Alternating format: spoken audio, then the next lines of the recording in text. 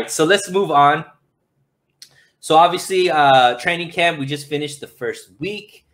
Pretty excited. We get to see the team actually play. Everybody's been there. And obviously, this is a way too early time to make opinions and all that kind of stuff. But we're opinion guys, so we're going to give our opinions anyways. So, Jesse, what have you seen out of training camp that you like? And how do you feel about the overall status of the team now that, week 1 is done? Listen, I am here to opine. So, yes, I'm going to give you my opinion. All right. So, things that I saw that I like. Listen, I've been saying I've been the biggest Lance fan since before the draft, saying he was going to get picked. And then as soon as he's picked, I'm going, he's starting week 1. Everybody's calling me crazy. Now people are starting to see it a little bit. The fact that he has outplayed Jimmy G through 3 days, regardless of no pads, 11 on 11, 7 on 7, contact. No, I don't care about any of that. He's doing exactly what I expected him to do. So keep doing that, Trey Lance. I love it. The other thing that gets me excited is looking at guys like Bosa, Hurd, and Ford. Ford is the biggest one because I look at this defensive line and I say, if Ford can give us 30% of the snaps this year, this defensive line goes from being top 7-ish to probably the best defensive line in the league. And I look at that 2019 team. That was the identity of that team. I feel like the depth is there right now, especially if D Ford can give us something. And I also know that when D Ford played, Bosa was way better with D Ford than he was without D Ford. And so the fact that he's already doing something is extremely encouraging. I expected nothing from him this year. So I would say my thought and my state about the team right now is if I'm going a 1 to 10, I'm at about a 9.5. And the only reason I'm not at a 10 is Javon Kinlaw. And I know that he sat on his social media and told everybody, I'm not hurt. I'm fine. Everybody's making things up.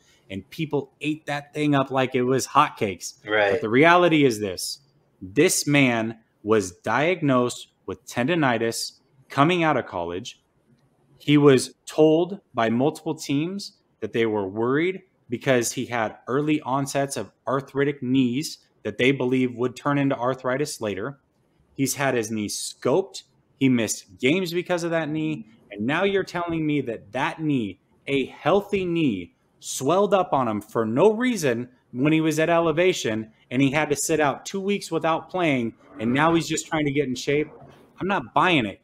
A healthy knee does not do that. Right. And I'm speaking from experience. I've got bad knees. I've got bad ankles. I've got arthritis in all 4 of them. And I can tell you what it does to you. And I can tell you what the early onset symptoms are. And I can tell you right now, I don't know. I'm not a doctor. I haven't seen his knee. I'm not there. But what I'm hearing, this man has early onset arthritis. I believe it to my core based off of what I know I've gone through and what I've seen other athletes go through, especially in the Portland area where I'm from, Brandon Roy, Greg Oden. This is something I've seen before. It's just a minor procedure. It's just a scope. Yeah, the procedure itself is very minor. But when you have swelling afterwards, and by the way, let's just talk about what a scope of a knee actually means. It means you're going in to clean up cartilage. What does that actually mean? You are removing cartilage from the knee, which now means you're closer than ever to being bone on bone. And when you're nearly 400 pounds at 6'6" and you move the way that he does, you're probably more likely to ruin those knees earlier than not. It is a concern for me. I'm not going to let it get me down to the point to where I'm going to bring this thing real low, 9.5, and it would be at a 10 if I knew that he was fully healthy, but I don't believe it. Man, to get a 9.5 out of pessimistic Jesse is a good sign, because for a guy like me, that's like a 30 out of 10, right? So that is pretty amazing. I have to agree with you on Kinlaw. It is disconcerting to see a guy like Kinlaw not play when you're seeing guys like Jalen Hurd make it onto the field. You're seeing guys like D Ford make it onto the field. These are guys that had very, very severe injuries that were able to make it onto the field. So if you're trying to tell us it's not a real injury, it's not anything serious, but you can't get on the field when these other guys are getting on the field, to me, that is something disconcerting. The only thing that I think is okay about it is we have a lot of depth at that position that he plays. So that is something that hopefully, if he is somebody that needs to be eased in and be on a snap count, okay, cool. We have some people that we could rotate in that I feel like can still get us production. Obviously, we feel Kinlaw could get us super production, but in the meantime, we just need to be healthy, get into the playoffs, and let all our horses be revved up in time for the playoffs. Because if this roster can be healthy and playing well in the playoffs, there's not a team that I feel like I would be like we can't beat. And that's including teams like Tampa Bay, Kansas City, because I think we've elevated at the positions of weakness that caused us to lose to Kansas City in the Super Bowl. And, we could beat a team like Tampa Bay, which obviously is bringing back their whole Super Bowl team. So I'm with you, man. I'm very high on the team. Some things that I really liked seeing was how in shape a lot of these guys came. A guy like McGlinchey putting on weight. Bosa doesn't even look like a big dude anymore, man. He's just so lean and like. He looks more like his brother, doesn't he? Yeah, he looks extremely lean, which I think is a concerted effort, right? Because he knows he has issues with, his base. And so taking that weight off, I think is going to help him as far as stay healthier. Seeing a guy like Ayuk make some of those wow catches. And, I think that's amazing because he's, obviously revving it up.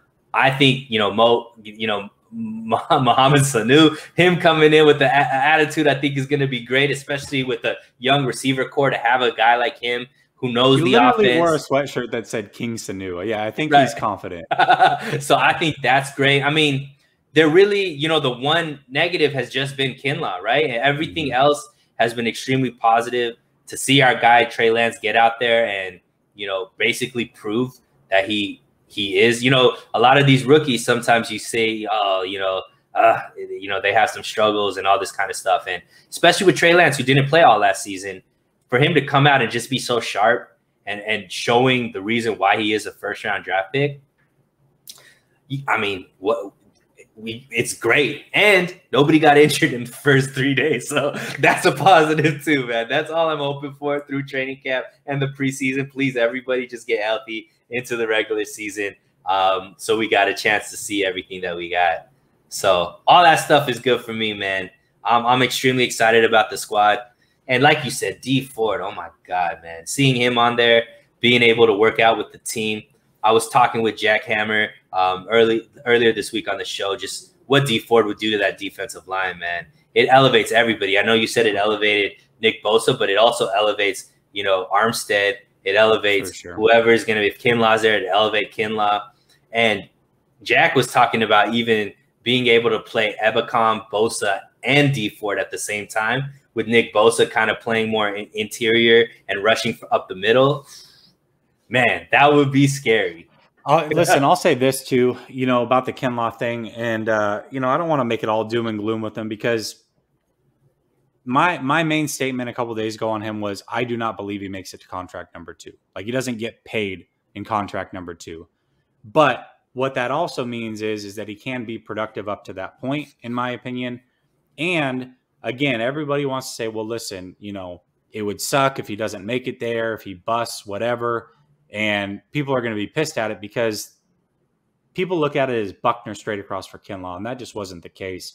Ultimately, what ended up happening was they were able to draft Kinlaw with that pick, but they were also able to keep Armstead and Ward. I get it. If Kinlaw busts, those 3 are still not as good as Buckner, but it's not as bad as what we want to think it is. Let's hope I'm completely wrong on this, but even if I'm not, if he can be productive up until that second contract and things just go awry and his knees are arthritic over time and he's not able to play, he's bone on bone, what have you, it's all good. It's not the end of the world. It would suck a little bit, but the 49ers definitely can bounce back from that. Yeah, I mean, I think we all have Solomon Thomas in the back of our head, right? Because we've already seen somebody who didn't perform at the level that we expected them to with such a high draft pick he didn't make it to a second contract with the 49ers. So, but I still hope, we still have faith for Kinlaw. He's still young. You know, obviously we haven't even seen him on the field.